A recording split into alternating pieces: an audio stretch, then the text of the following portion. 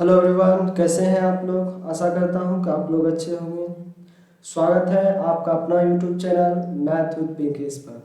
दोस्तों, आज के वीडियो में जानेंगे बीते एक सप्ताह में जो इम्पोर्टेंट इवेंट हुआ है, जो घटना घटित हुआ है, जो हमारे एग्जाम में आ सकता है, वो सब इम्पोर्टेंट घटना के बारे में जानेंगे। साथ ही साथ जो एकदम एग्जाम में आ सकता है उसी प्रश्न को देखेंगे। तो चलिए, आज का वीडियो में क्या क्या होने वाला है इसके बारे में डिस्कशन कर दो। दोस्तों, आज के वीडियो में आप जानेंगे कि मृत्यु के मामले में हिट एंड रन पीड़ितों के परिजनों के लिए संशोधित मुआवजा कितना तय किया गया है, किस देश में भारत देश के बाहर अपना पहला आईआईटी स्थापित करेगा, किस राज्य या केंद्र शासित प्रदेश में भारत का पहला ई वेस्ट इको पार्क बनाया जाएगा, और किस देश ने अपनी पहली हाइड्रोजन से चलने वाली ट्रेन की लॉन्च की है। ये सब इम्पोर्टेंट करेंट अफेयर होगा, और इसके अलावा भी कुछ और इम्पोर्टेंट क्वेश्चन है, उसके बारे में भी डिस्कशन करूँगा। तो आज के वीडियो शुरू करने से पहले मैं एक मोटिवेशन आपको सुनाता हूँ, बताता हूँ। आज का मोटिवेशन क्वेट से है कि speak 5 lines to yourself every morning. I am the best, I can do it, God is always with me, I am a winner, today is my day. थोड़ा इसका मीनिंग भी जान लें। तो 5 लाइन खुद के लिए बोलिए प्रत्येक सुबह।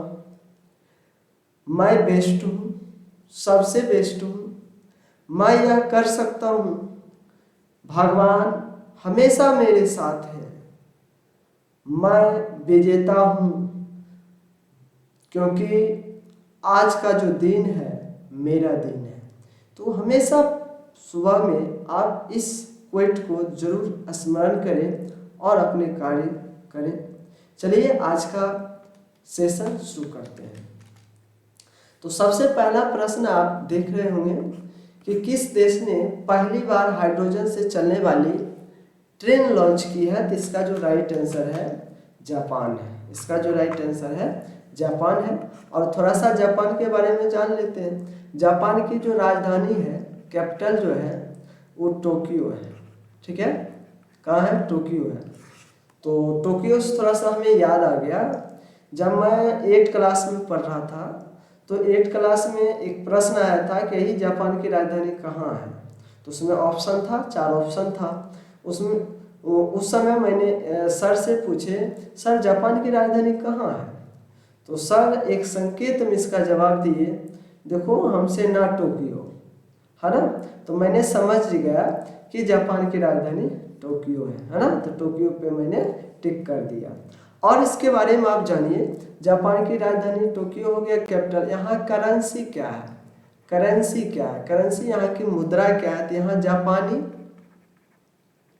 जापानी येन चलता है। यहाँ क्या चलता है? जापानी येन चलता है। और इसके अलावा आप जानिए, जापान को उगते सूर्य का देश कहा जाता है। देश कहा जाता है जापान को। ये आपको समझ में आया। और जापान में जो है बौद्ध धर्म के लोग अधिकांश है। 90% से ज़्यादा लोग जो है क्या है, बौद्ध धर्म के मानने वाले हैं। और साथ ही साथ आया हाइड्रोजन। तो हाइड्रोजन की बात आए तो हाइड्रोजन का जो खोज किया है, यहाँ से आ जाए खोज, तो खोज जो किया है हेनरी कैवेंडिश ने किया। हेनरी कैवेंडिश, है ना, याद रखिएगा, हेनरी कैवेंडिश ने इसका खोज किया है। और इसके अलावा हाइड्रोजन का समस्थानिक 3 है। ठीक है, आपको ध्यान में होगा, आप जानते भी होंगे। तो चलिए, अगला क्वेश्चन नंबर 2 कहता है कि इन्हें बेटी बचाओ और बेटी पढ़ाओ का ब्रांड एम्बेसडर चुना गया है। तो इसका जो राइट आंसर है रिधिका कोटिया और उनकी जो बहन है तनिष्का कोटिया, इनको बेटी बचाओ बेटी पढ़ाओ का ब्रांड एम्बेसडर चुना गया है। आप ये जो दोनों हैं बहन हैं और शतरंज के खिलाड़ी हैं। ठीक है, चलिए अगले क्वेश्चन की बात करते हैं।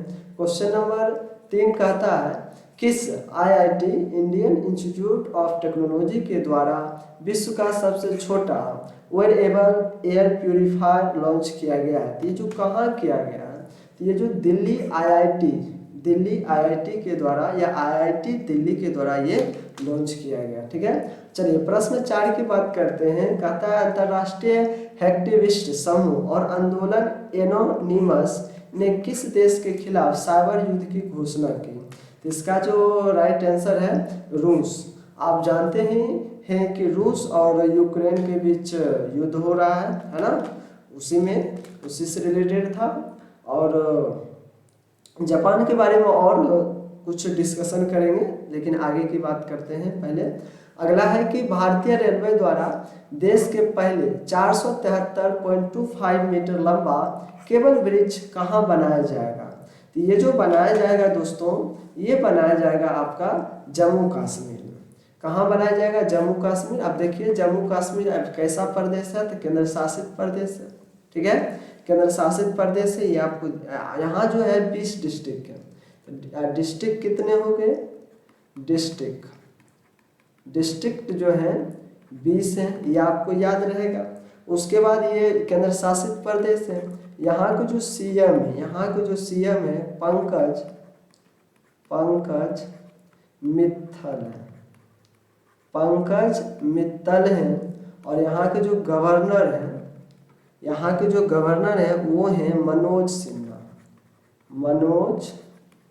सिन्हा है ना, ये आपको याद रखना है। और उसके बाद की बात करें, इसमें जो है मेंबर ऑफ असेंबली जो है 114 सीट है। ठीक है, आइए क्वेश्चन नंबर 6 की बात करते हैं। किस राज्य या केंद्र शासित प्रदेश में भारत का पहला ई वेस्ट इको पार्क बनाया जाएगा। इसका जो राइट आंसर है दिल्ली में जो है ई वेस्ट इको पार्क बनाया जाएगा। चलिए अगला क्वेश्चन की बात करते हैं। क्वेश्चन नंबर 7 कहता है कि अंतर्राष्ट्रीय ओलंपिक समिति ने किससे ओलंपिक ऑर्डर पुरस्कार वापस ले लिया। ये जो है रूस के जो राष्ट्रपति हैं व्लादिमीर पुतिन, इनसे ये क्या किया, ओलंपिक समिति ने उनसे ये ऑर्डर ले लिए हैं। ठीक है, और ये रूस के क्या है, राष्ट्रपति हैं। चलें आगे की बात करते हैं और इसके बारे में और जाने तो ऐसे ले सकते हैं। ये रूस के राष्ट्रपति हैं व्लादिमीर पुतिन। और उसके अलावा रूस की जो राजधानी मॉस्को है। और यहाँ जो करेंसी जो चलता है, आप करेंसी की बात करें, और यहाँ जो करेंसी चलता है रूबल चलता है, मतलब रशियन रूबल चलता है। ठीक है, ये इतना आपको याद रखना है। अगला क्वेश्चन कहता है कि बैगनी क्रांति ओरामा मिशन के तहत लेवेंडर खेती को कहाँ शुरू किया गया जाएगा। तो इसका जो राइट आंसर है रामबन, जो जम्मू कश्मीर में है, वहाँ शुरू किया जाएगा। चलिए क्वेश्चन नंबर 9 की बात करते हैं। कहता है किस देश में भारत देश के बाहर अपना पहला आईआईटी स्थापित करेगा। तो दोस्तों इसका जो राइट आंसर है यूनाइटेड अरब अमीरात में ये होने वाला है। चलिए क्वेश्चन प्रश्न 10 करते हैं।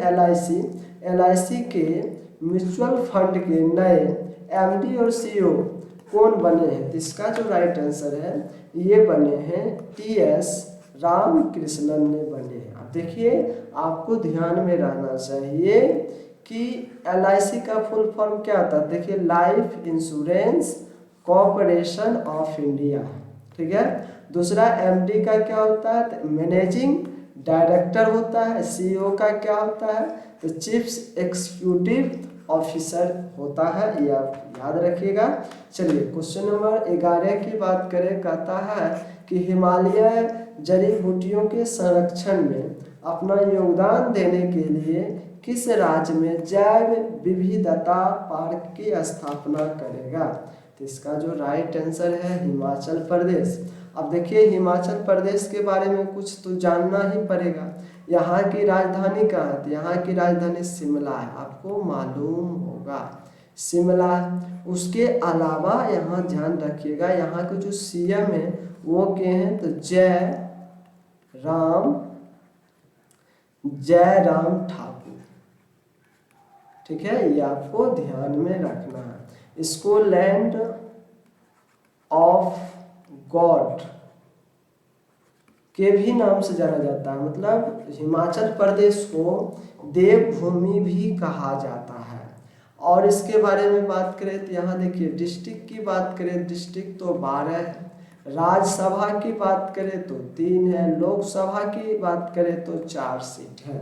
इतना आपको याद होना ही चाहिए। चलिए क्वेश्चन नंबर 12 की बात करते हैं। कहता है मृत्यु के मामले में हिट एंड रन पीड़ितों के परिजनों के लिए संशोधित मुआवजा कितना तय किया गया है? तो इसका राइट आंसर है 2 लाख, है ना, 2 लाख जो है किया गया है। चलिए अगला क्वेश्चन की बात करते हैं। अगला क्वेश्चन आपका कहता है, तेरा कहता है यूरोपीय यूनियन और अमेरिका ने किस देश पर आर्थिक प्रतिबंध का पहला चरण लागू कर दिया है? तो देखिए यही है, रूस के खिलाफ हुआ होगा, है ना, तो रूस के पर किया। प्रश्न कहता है 14, किस देश ने देशव्यापी आपातकाल की घोषणा की है? तो ये यूक्रेन, है ना, यूक्रेन ने ये किया है। ठीक है, आगे की बात करते हैं। अगला क्वेश्चन जो आपका है, अगला क्वेश्चन कहता है भारत रेलवे के लिए किस राज्य के बीना में भारत रेलवे का पहला सौर ऊर्जा संयंत्र लॉन्च किया गया है? तो इसका जो राइट आंसर है वो है मध्य प्रदेश। तो मध्य प्रदेश में लॉन्च किया गया है। तो प्रश्न जो 16 है, कहता है आईपीएल टीम पंजाब किंग्स के नए कैप्टन कौन बने? तो ये जो बने हैं मयंक अग्रवाल बने हैं। कौन बने हैं? तो मयंक अग्रवाल बने हैं। बहुत इंपॉर्टेंट प्रश्न है। चलें, तो अब हम जानते हैं कि कुछ फुल फॉर्म क्या होता है। जैसे एलआईसी का Life Insurance Corporation of India होता है। डीआरडीओ का फुल फॉर्म होता है Defence Research and Development Organisation होता है। आईएसएस का इंटरनेशनल स्पेस स्टेशन होता है। नासा का national aeronautics and space administration होता है। आईआईटी का जो होता है इंडियन इंस्टीट्यूट ऑफ टेक्नोलॉजी होता है। आईपीएल का जो होता है इंडियन प्रीमियर लीग होता है। एनडीबी का जो होता है नेशनल डेवलपमेंट बैंक होता है। आप इसका स्क्रीनशॉट भी ले सकते हैं। चलिए, आशा करता हूँ कि ये वीडियो आपको अच्छा लगा होगा। यदि आपको अच्छा लगा है तो please like subscribe and share भी कर दीजिए। और मैंने अपना फर्स्ट वीक का भी वीडियो अपलोड कर चुका हूँ, यदि आप नहीं देखें तो देख लीजिए। चलिए, धन्यवाद, थैंक यू फॉर वॉचिंग। मिलेंगे अगले वीडियो के साथ, तब तक के लिए हमें विदा चाहिए। धन्यवाद।